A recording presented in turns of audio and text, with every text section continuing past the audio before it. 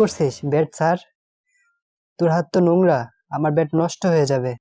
বন্ধুরা, তোমাদের প্রিয় চ্যানেল ইকরি বিক্রি সাবস্ক্রাইব করো যেন মজার মজার গল্প মিস না হয়ে যায়। আর ভিডিওতে লাইক দিতে ভুলো না কিন্তু।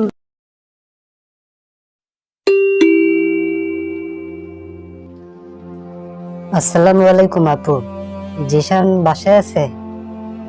ওয়ালাইকুম আসসালাম। হ্যাঁ, ও বাসায় আছে, তোমরা ভিতরে আসো। ধন্যবাদ আপু। তোরা এসেছিস, চল আমার রুমে যাই। আচ্ছা, তুই আমাদেরকে তোদের বাসায় আসতে বললি কেন? তোদের একটা জিনিস দেখাবো। কি দেখাবি রে? দাঁড়া, আমি এক্ষুনি নিয়ে আসছি। এই বক্সে কি আছে রে? এই দেখ, নতুন ব্যাট বল, বিদেশ থেকে আমার বাবা আনছে।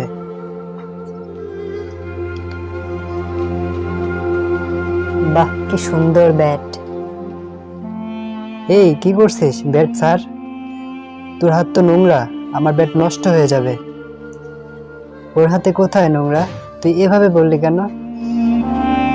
আরে নতুন ব্যাট, তাও বাবা বিদেশ থেকে এনেছে, যাকে তাকে ধরতে দেওয়া যাবে নাকি?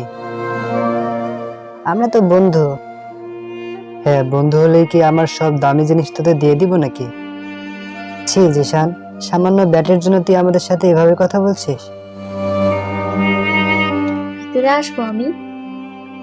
জিসান, তোমাদের সব কথাই আমি শুনেছি। তুমি কি জানো তুমি কি অপরাধ করেছো? কি অপরাধ করলাম আমি? তুমি অহংকার করেছো। তুমি কি জানো না অহংকারীকে আল্লাহ অপছন্দ করেন? অহংকার কি আপু?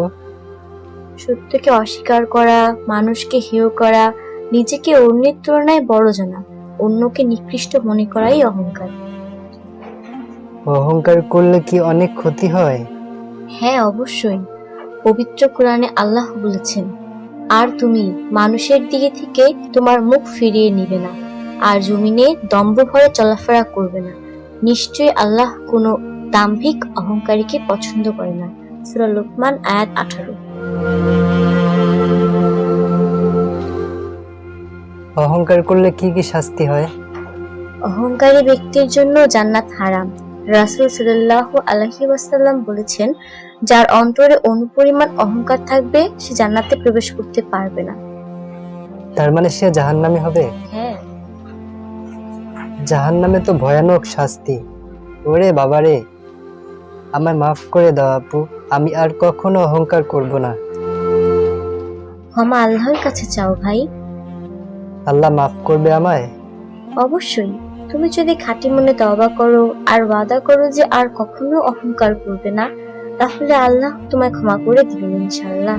কারণ আল্লাহ তো অত্যন্ত ক্ষমাশীল ও দয়ালু। আচ্ছা আপু, আমাকে ক্ষমা করে দিস তোরা, ভুল হয়ে গেছে আমার, আর কখনো এমন হবে না। আরে তুই তো আমাদের বন্ধু, তুই নিজের ভুল বুঝতে পেরেছিস, এটাই অনেক। আমি আর কখনো অহংকার করব না ইনশাআল্লাহ। বন্ধুরা, তোমরাও অহংকার করো না।